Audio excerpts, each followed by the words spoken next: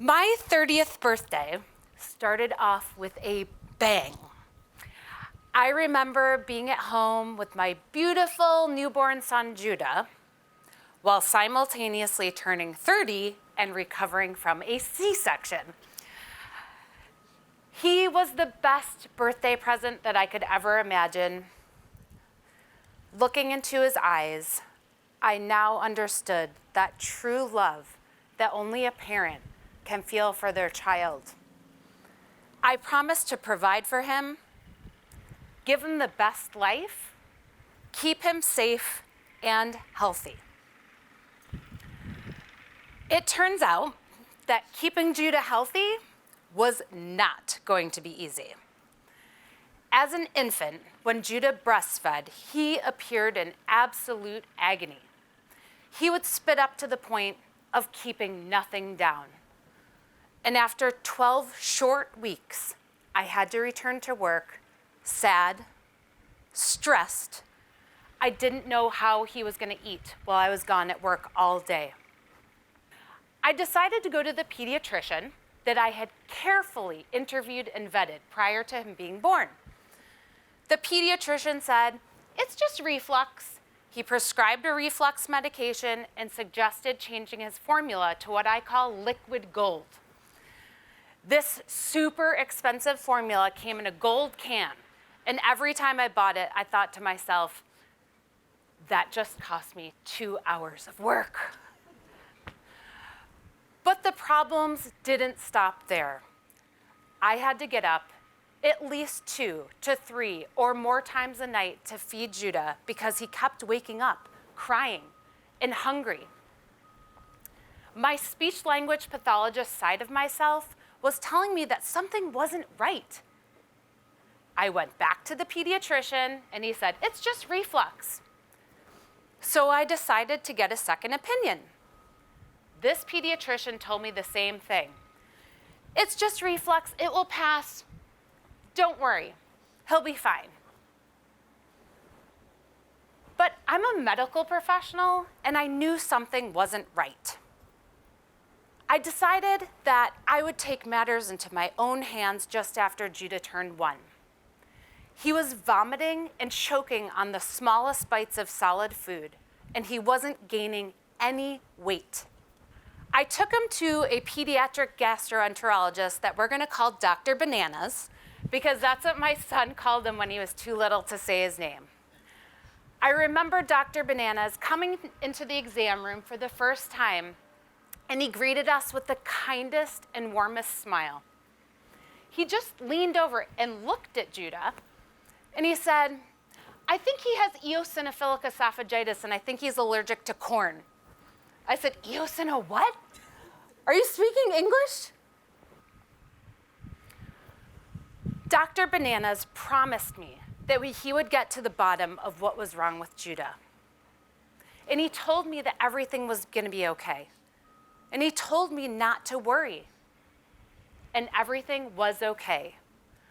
He ordered an immediate and urgent upper endoscopy, and after he did that, he diagnosed Judah with eosinophilic esophagitis, and he's allergic to corn, soy, dairy, eggs, peanuts, tree nuts, and shellfish.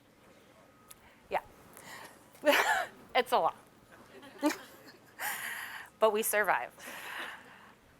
So, I'm thinking to myself, this is unbelievable. I just didn't know how to proceed. And, I finally get this great advice from this doctor, and I say, okay, how do we move forward?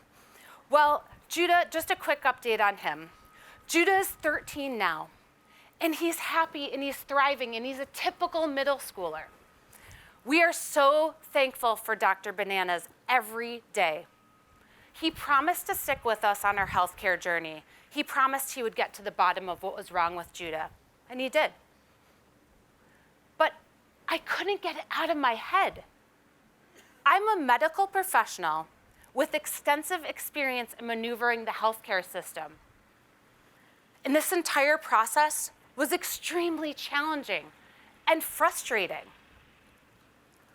What if a parent of a Judah wasn't a medical professional? What if they left a painful disease to fester in their child's body?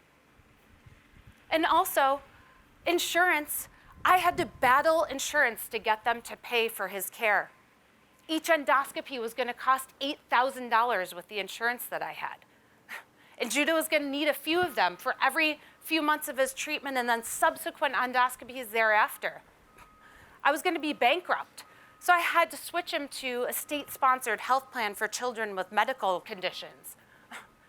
I thought to myself, this is really difficult. This is challenging.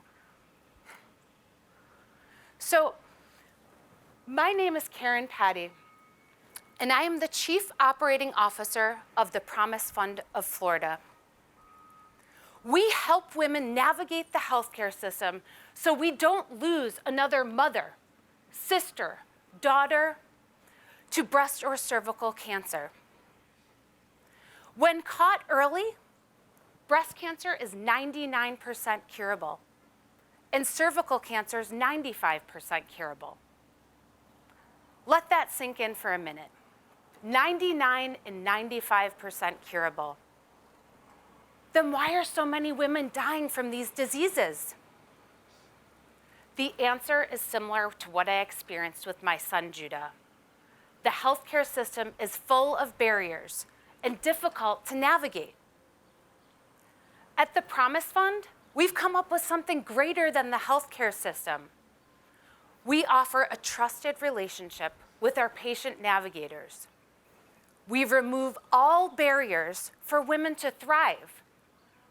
We focus on relationships, people, and keeping promises.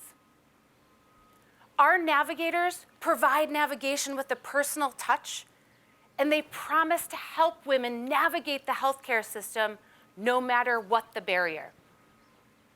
And we all know that promises are kept by people that we trust, just like Dr. Bananas promised to get to the bottom of Judah's health issues, and he promised to stick with us on our healthcare journey, and he has. Let me tell you about Marie. At 58, Marie was diagnosed with breast cancer, but she didn't get any treatment because she couldn't access resources. Can you imagine having cancer for 3 years and not receiving any treatment? Thankfully, Marie found out about the Promise Fund through a local Haitian radio station. The Promise Fund connected Marie with a patient navigator named Shayna. Marie told Shayna that her breast lump had become very large and painful. Shayna listened. She enrolled Marie on health insurance and helped her access necessary medical appointments. Within 1 week of meeting with our navigator, Marie had an appointment with an oncologist. Just 3 weeks later, Marie had a PET scan, MRI, and a port placement for administration of chemotherapy. And Marie has a good prognosis. In fact, her oncologist is amazed at how fast and well she's responding to treatment. In partnering with women like Marie, the Promise Fund is helping women navigate the complexities of the healthcare system for treatment of breast and cervical cancer, and we're improving health equity and health outcomes. Diseases that are 99 and 95% curable should not be resulting in so many deaths. Just as our co-founder, Ambassador Nancy G. Brinker, promised her sister Susie before she died of breast cancer in 1980, that one day there would be a world where no woman dies from breast or cervical cancer. And at the Promise Fund, we're working to make that vision a reality. And that is a promise that you can trust. Thank you.